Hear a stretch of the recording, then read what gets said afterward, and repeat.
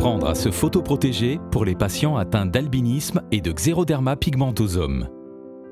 La photoprotection, c'est protéger sa peau et ses yeux des UVA et des UVB. Les UV sont des rayons émis par le soleil, ils sont invisibles et ne chauffent pas. La photoprotection nous concerne tous. Pour les patients atteints de xéroderma pigmentosum ou d'albinisme, elle est indispensable. En effet, au cours de ces maladies rares, les systèmes qui naturellement nous protègent et réparent les cellules ne fonctionnent pas. Pour certains de nos patients, comme ceux atteints de xéroderma pigmentosum ou d'albinisme, la photoprotection est un temps essentiel. Elle fait partie de la prise en charge médicale. Lors de la consultation ou lors de séances d'éducation thérapeutique, on va apprendre le plus tôt possible à l'enfant, à ses parents, à son entourage, à se photoprotéger. Connaître les moyens de photoprotection.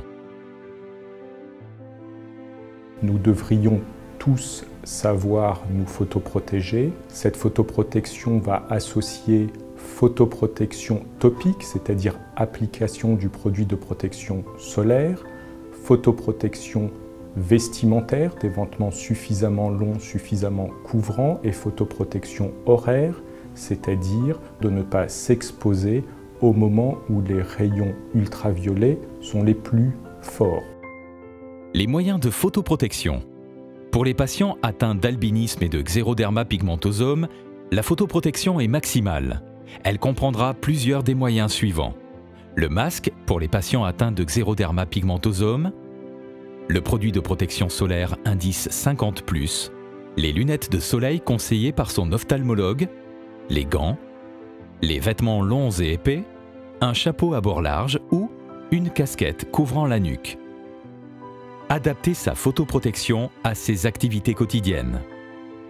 C'est par des séances d'éducation thérapeutique que nous apprenons très tôt aux enfants et à leurs proches à s'approprier les différents moyens de photoprotection.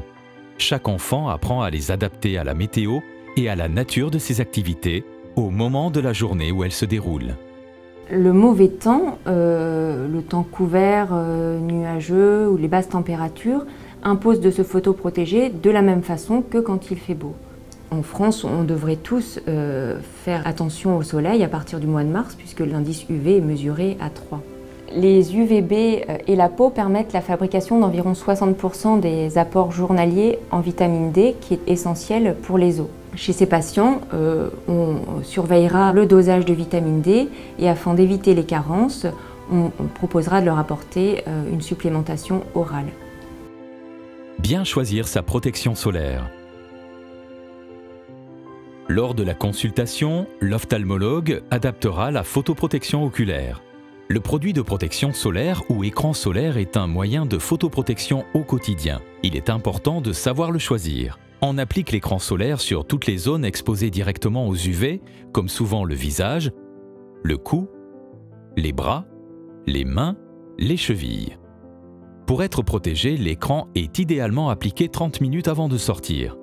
Il doit être adhérent, c'est-à-dire pas trop liquide, avec un indice de très haute protection, c'est-à-dire un indice SPF 50+.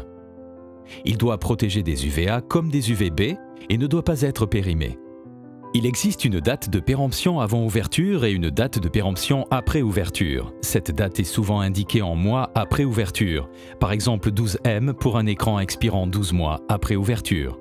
Si votre écran est périmé, vous le verrez également à sa couleur qui souvent se modifie. Savoir appliquer sa protection solaire. Avant l'application de l'écran solaire, pensez à vous laver les mains. Puis servez-vous d'une quantité suffisante de produits de protection solaire pour la zone que vous souhaitez protéger. Par exemple, pour le visage, environ 2 cuillères à café de produit.